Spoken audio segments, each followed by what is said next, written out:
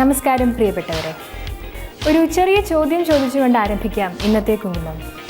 Fashion ഭ്രമത്തിൽ Malayali മുന്നോട്ടോ പിറകോട്ടോ?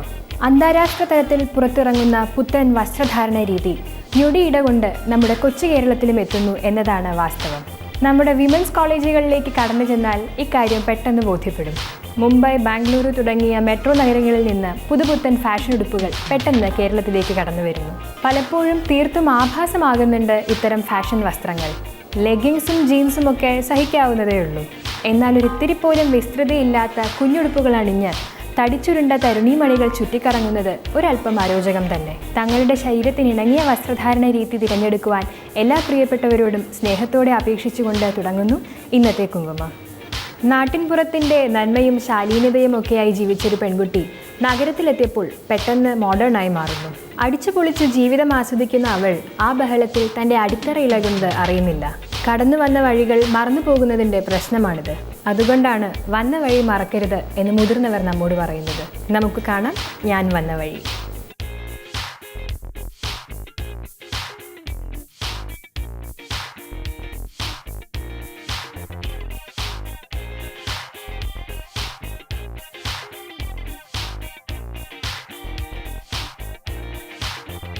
ഞാൻ Bessy കടവിൽ.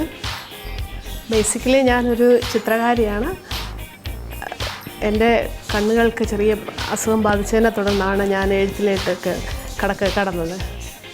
എനിക്ക് എഴുത്ത് ഇന്നും സാഹിത്യ ലോകത്ത് ഞാൻ പിച്ചവെച്ച് നടക്കുന്ന ഒരു കുട്ടിയായിട്ട് തന്നെയാണ് ഇപ്പോഴും ഇരിക്കുന്നത്. അധികം ഒന്നും പ്രസിദ്ധീകരണങ്ങൾ ചെറുപ്പകാലം മുതലേ അങ്ങനെ പ്രസിദ്ധീകരണങ്ങളൊന്നും അധികം ഉണ്ടായിട്ടില്ല.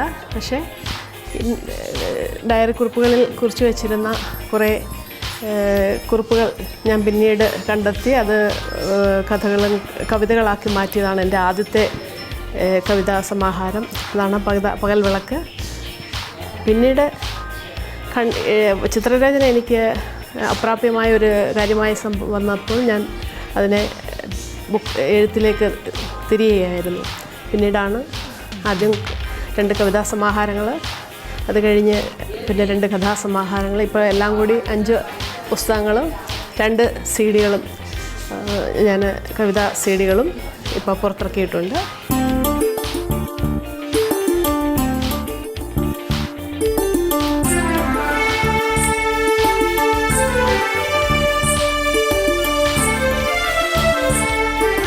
കവിതയിലോട്ട് ഞാൻ വരാനുണ്ടായ സാഹചര്യം ശരിക്കും പറഞ്ഞു കഴിഞ്ഞാൽ എൻ്റെ ഫാദറിൻ്റെ ആദ്യത്തെ മരണവാർഷിക സമയത്ത് അന്നുണ്ടായ എൻ്റെ ആ മനോവേദന, അതിൽ നിന്നാണ് തീർച്ചയായും ഞാൻ എന്നിലുള്ള ആ ഒരു വികാരത്തിൽ നിന്ന് ഉതിർന്നു വന്നതാണ് ആദ്യത്തെ എൻ്റെ കവിത. അതിനു മുമ്പ് ചെറിയ ചെറിയ കുറിപ്പുകൾ എഴുതിയിട്ടുണ്ടെങ്കിലും ആ കവിതകൾ കവിതകളായി രൂപം പ്രാപിച്ചിട്ടില്ലായിരുന്നു. പക്ഷേ ആദ്യത്തെ എൻ്റെ കവിത എന്ന് പറയുന്നത് ഓർമ്മയ്ക്കായി എന്ന് പറഞ്ഞ് എൻ്റെ ഫാദറിന് വേണ്ടിയിട്ട് സമർപ്പിച്ച ആ ഒരു കവിതയാണ്. അതിനുശേഷം പിന്നീട് ഇതുപോലെ ബാല്യകൗമാരകാലം ഒഴിച്ചാൽ ബാക്കി ജീവിതം മുഴുവൻ ഒരു പ്രവാസിയായിട്ട് കഴിയുമ്പോൾ തീർച്ചയായിട്ടും എനിക്കുണ്ടാകുന്ന ആ ഒരു ഗ്രഹാതുരത്വ ഫീലിംഗ്, ഞാൻ മനസ്സുകൊണ്ട് നമുക്ക് അകന്നു പോകുന്ന മലയാള നാട്ടിൽ നിന്നും മലയാള ഭാഷയിൽ നിന്നും ഒക്കെ അകന്ന് ജീവിക്കേണ്ടി വരുമ്പോൾ ഉണ്ടാകുന്ന ഒരു മാനസിക വ്യഥ, അല്ലെങ്കിൽ അതിനെയൊക്കെ അതിജീവിക്കാൻ വേണ്ടിയിട്ട് ഞാൻ പിന്നീട് ധാരാളം കവിതകൾ എഴുതി. അതെല്ലാം കൂടെ ചേർത്ത് മനസ്സിൻ്റെ ഒരു മാനസിക തലം അതിനെ ഒന്ന് നല്ല രീതിയിൽ കരുപ്പിടിപ്പിക്കാനും അങ്ങനെയുള്ള പല സന്ദർഭങ്ങൾ വന്നപ്പോൾ എഴുതിപ്പോയ പല കവിതകളുമാണ് രണ്ടാമത്തെ എൻ്റെ കവിതാ സമാഹാരത്തിൽ, അതായത് കറുത്ത കണിക്കൊന്ന. ആ കവിതാ സമാഹാരത്തിനാണ് എനിക്ക് എൻ്റെ 2010 പ്രവാസി മലയാള സാഹിത്യവേദിയുടെ അവാർഡ് ലഭിച്ചത്. എൻ്റെ കവിതകൾ കുറേയേറെ ഞാൻ 2 CD-കളിലാക്കി മാറ്റിയിട്ടുണ്ട്. രാപ്പകടികൾ പാടുന്ന യാമം, അതുപോലെ മൗനക്കിനാവുകൾ എന്ന 2 കവിതകളിൽ എൻ്റെ കവിതാ CD-കൾ പുറത്തിറങ്ങിയിട്ടുണ്ട്. എൻ്റെ പുതിയ കവിതാ സമാഹാരമായ കരിമുകിൽ പാടുന്നു എന്ന പുസ്തകത്തിൽ നിന്ന് ഞാനൊരു കവിത നിങ്ങൾക്ക് വേണ്ടിയിട്ട് ഏതാനും വരികൾ ചൊല്ലാം. അതിൽ നിഴൽ എന്ന ഒരു കവിത, അത് എൻ്റെ മകന് അമ്മ കണ്ണായിട്ടിരുന്നിട്ട് അതിൽ മകൻ്റെ കാഴ്ചയും ജാഗ്രതയും ഒക്കെ ആയി മാറുന്ന ഒരു അമ്മയുടെ ഭാവതലങ്ങളാണ് ആ കവിതയിൽ ഞാൻ എഴുതിയിരിക്കുന്നത്. അപ്പോൾ അത് ഞാൻ രണ്ടുപേരും പാടും. മകനേ നിനക്കു ഞാൻ ആരെന്നറിയുമോ, നീ എനിക്കാരെന്ന് നീ താനറിയുമോ, നിന്നിലെൻ സത്ത് തിരിച്ചറിയുന്നു ഞാൻ, എന്നിൽ നിൻ സത്തയും അറിയുന്നതുണ്ടു ഞാൻ. നിന്നിലൊരു കണ്ണായി ചേർന്നിരിപ്പുണ്ടു ഞാൻ, നീ എത്ര വളർന്നാലും നീ എത്ര കിളർന്നാലും നിന്നിലൂടെ എൻ്റെ ആ കണ്ണുകൾ കാണുന്നു. നിന്നിൽ നിന്നൊരിക്കലും അകലാത്ത കണ്ണുകൾ, നീ അറിയാതെ ഞാൻ നിന്നിൽ ഒളിപ്പിച്ച കണ്ണുകൾ. മകനേ നിനക്കു ഞാൻ ആരെന്നറിയുമോ, നീ എനിക്കാരെന്ന് നീ താനറിയുമോ, നിന്നിലെൻ സത്ത് തിരിച്ചറിയുന്നു ഞാൻ, എന്നിൽ നിൻ സത്തയും അറിയുന്നതുണ്ടു ഞാൻ. ധ്യാനിച്ചു വളരുക മകനേ, വാഴ്വതിൽ ഭാരിച്ച കർമ്മങ്ങൾ നിറവേറുക, കർമ്മകാണ്ഡത്തിൽ കഴൽ തെറ്റി വീഴാതെ ധർമ്മം പിഴയ്ക്കാതെ നിന്നെ നടത്തുവാൻ നിന്നിൽ നിനക്കൊരു കണ്ണു വേണമെന്ന് അമ്മതൻ കണ്ണു തുറന്നേയിരിക്കുന്നു. കഥനും കനക്കിലും കരയാതെ കഴിയുവാൻ, കരൾ നൊന്തു വേവിലും തളരാതിരിക്കുവാൻ, കഥ ചൊല്ലി രാവിലുറക്കിയും പുലരിയിൽ കവിതകൾ ചൊല്ലി ഉണർത്തിയും നിന്നെ തഴുകി നിൽക്കുന്നു നിന്നിൽ ഞാൻ ചേർത്തതാം അതിജാഗരൂകമെൻ കൺകൾ മകനേ.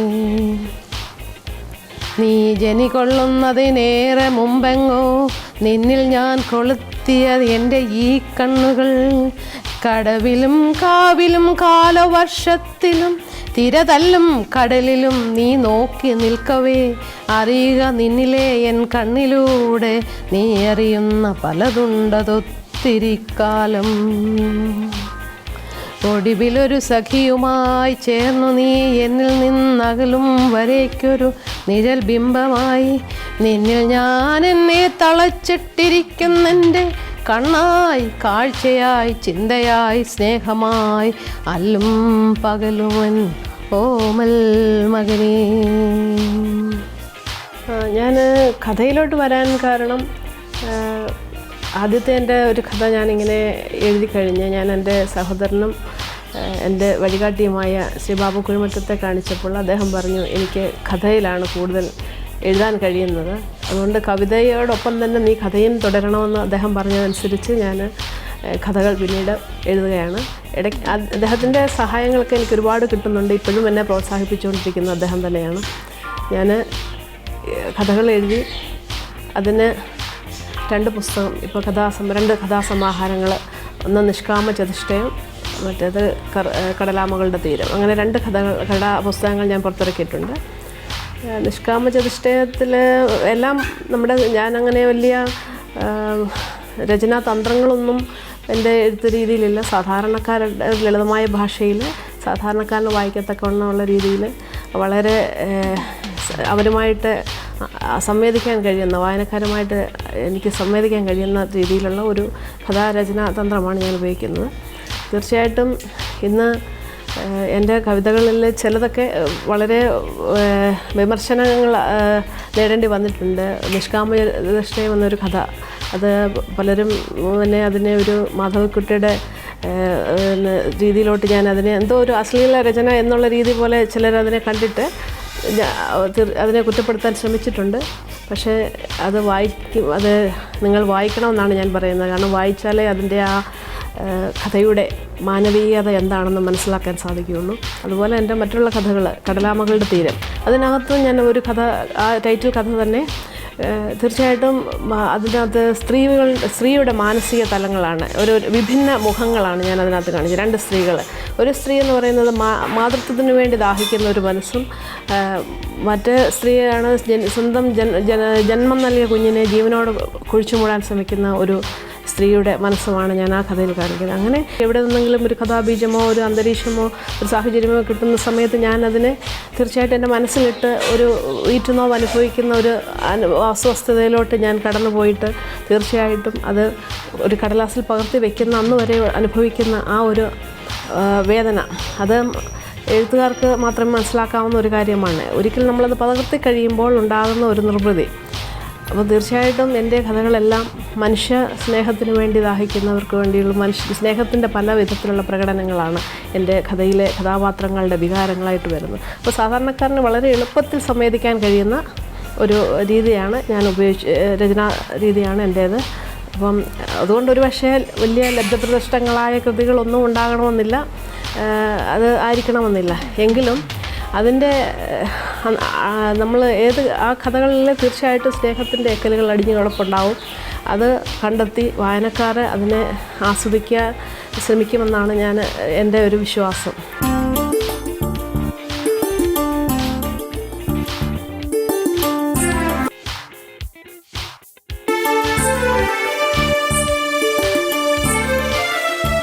എൻ്റെ കവിതാ സമാഹാരത്തിലെ ഒരു കവിതയാണ്, ടൈറ്റിൽ കവിതയാണ് കർത്ത കണിക്കൊന്ന. അത് ഒരു എല്ലാ മനുഷ്യർക്കും ഒരുപോലെ മനസ്സിലാക്കുന്ന എല്ലാവർക്കും ഒരുപോലെ ആസ്വദിക്കാവുന്ന ഒരു കവിതാ സമാഹാരമായിരുന്നു. അതുകൊണ്ടായിരിക്കണം അന്ന് എനിക്ക് ആ ഒരു കവിതാ സമാഹാരത്തിന് എനിക്ക് പുരസ്കാരം സാഹിത്യവേദിയുടെ പുരസ്കാരം എനിക്ക് ലഭിക്കാൻ കാരണം. പിന്നീട് ഞാനിപ്പം താമസിക്കുന്നത് കുവൈറ്റിലാണല്ലോ. അവിടെയുള്ള പല സംഘടനകളും പലരും എൻ്റെ ലിറ്റററി ആക്ടിവിറ്റിക്ക് അനുസൃതമായിട്ട് അവർ പല രീതിയിലുള്ള അവാർഡുകൾ എനിക്ക് തന്നിട്ടുണ്ട്. ഞാൻ പഠിച്ച കോളേജ് മറിവാനേസ് കോളേജാണ്, അവരുടേതായ ഒരു പുരസ്കാരം എനിക്ക് ലഭിച്ചു.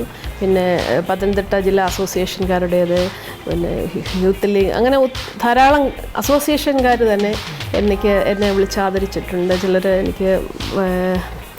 എന്നെ പൊന്നാട അണിയിച്ച് അങ്ങനെയുള്ള പല ചടങ്ങുകളിലും എന്നെ അവർ ഉയർത്തിക്കൊണ്ട് വരാൻ ശ്രമിക്കുന്നുണ്ട്. അവരോടെല്ലാം ഞാൻ ഈ അവസരത്തിൽ എൻ്റെ നന്ദി അറിയിക്കുകയാണ്. അതുപോലെ എന്നെ ഈ നാട്ടിലായാലും എനിക്ക് സഹായിക്കാനായിട്ട് എൻ്റെ കവിതകളും പ്രസിദ്ധീകരിക്കുന്ന ധാരാളം ആനുകാലിക പ്രസിദ്ധീകരണങ്ങളുണ്ട്. അപ്പോൾ അവരുടെ എല്ലാം എഡിറ്റർമാരോടും അവരോടുള്ള നന്ദി ഈ സമയത്ത് ഞാൻ പറയുകയാണ്.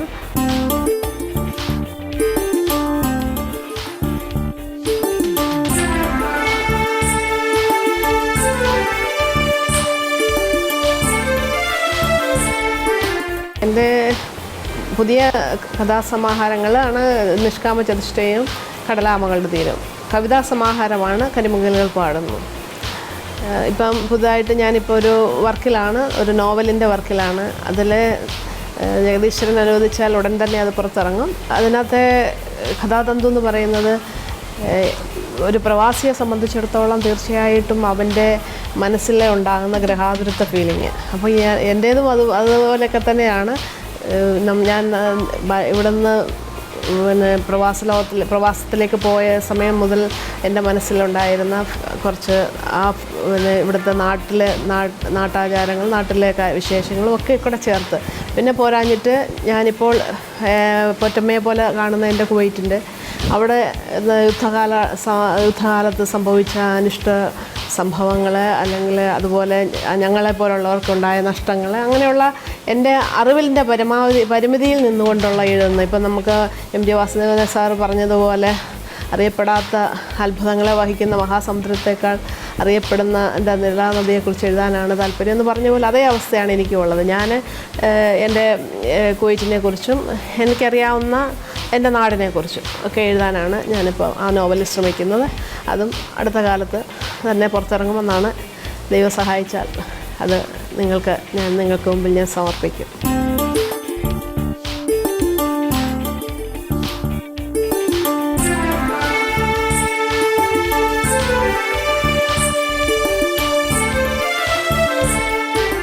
എൻ്റെ ഭർത്താവ് ശ്രീ എബ്രഹാം കടവിൽ. അദ്ദേഹം കുവൈറ്റിൽ 40 വർഷം കൊണ്ടേ ഉണ്ട്. എൻ്റെ മക്കൾ 2 പേര്. ആനന്ദ് എബ്രഹാം കടവിൽ, അവനിപ്പം സ്റ്റേറ്റ്സിൽ നെറ്റ്വർക്ക് എഞ്ചിനീയറായിട്ട് വർക്ക് ചെയ്യുന്നു. അവൻ്റെ ഭാര്യ നിഷ, അവളിപ്പോൾ അബുദാബിയിലാണ്. അവൾ ഉടനെ തന്നെ ആനന്ദിനോട് ജോയിൻ ചെയ്യുന്നതായിരിക്കും. അതുപോലെ അശോക്, അവന് ബിടെക് IT ആണ്, ടെക്നോ പാർക്കിൽ സോഫ്റ്റ്വെയർ എഞ്ചിനീയറായിട്ട് വർക്ക് ചെയ്യുന്നു. ഇവരുടെ എല്ലാം ഒരു സഹായമാണ് എന്നെ ഇവിടെ കൊണ്ടെത്തിച്ചിരിക്കുന്നത്. തീർച്ചയായിട്ടും അവരോടെല്ലാം ഞാൻ നന്ദി പറയുകയാണ്. ഇനിയും മുന്നോട്ടുള്ള എൻ്റെ പ്രയാണത്തിൽ ഇവരുടെ എല്ലാ സഹായം, പ്രത്യേകിച്ച് എൻ്റെ വീട്ടുകാരുടെ, എനിക്ക് എൻ്റെ അമ്മയും എൻ്റെ ജീവിച്ചിരിക്കുന്ന, ഇപ്പോൾ അമ്മ മാത്രമേ ജീവിച്ചിരിക്കുന്നുള്ളൂ. അപ്പച്ചൻ 12 വർഷമായി മരിച്ചു പോയിട്ട്. ഇന്ന് എനിക്ക് 6 ഞങ്ങൾ 7 പേരാണ്, 4 ആണുങ്ങളും 3 പെണ്ണുങ്ങളും. അതിൽ 5ാമത്തേതാണ് ഞാൻ. അപ്പോൾ എല്ലാ സഹോദരങ്ങളുടെയും ആശീർവാദങ്ങളും അനുഗ്രഹങ്ങളും എല്ലാം എനിക്ക് ഈ എഴുത്തിൻ്റെ എൻ്റെ ഈ സബരിയയിൽ എൻ്റെ കൂടെ ഉണ്ട്. അതുകൊണ്ട് എല്ലാവരോടും ഞാൻ എൻ്റെ നന്ദി പറയുകയാണ്.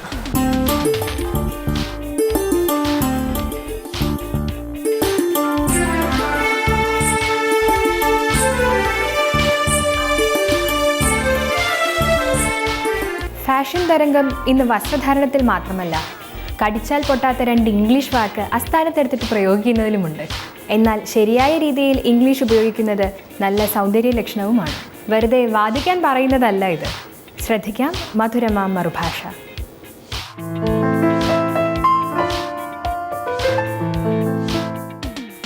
എല്ലാ മാന്യ പ്രേക്ഷകർക്കും ഈ എപ്പിസോഡിലേക്ക് സ്വാഗതം. കഴിഞ്ഞ ദിവസത്തെ ചോദ്യം ഇതായിരുന്നു, I don't know what's got into him, especially if you are relating to ഇവിടെ ഹിം എന്ന് പറഞ്ഞാൽ ഹിം ഓർ ഹർ, അപ്പോൾ അവിടെ ഒരു മെയിൽ ഓർ ഫീമെയിൽ എന്നുള്ള വ്യത്യാസമില്ലാതെയാണ് ഞാൻ ഈ ചോദ്യം ചോദിക്കുന്നത്.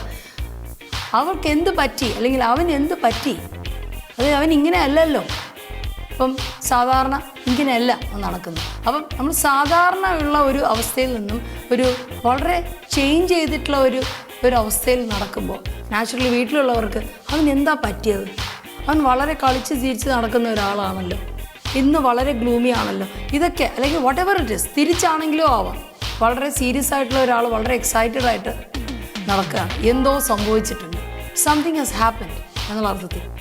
I don't know what's got into him or her എന്ന അർത്ഥത്തിൽ നമുക്കത് പറയാം.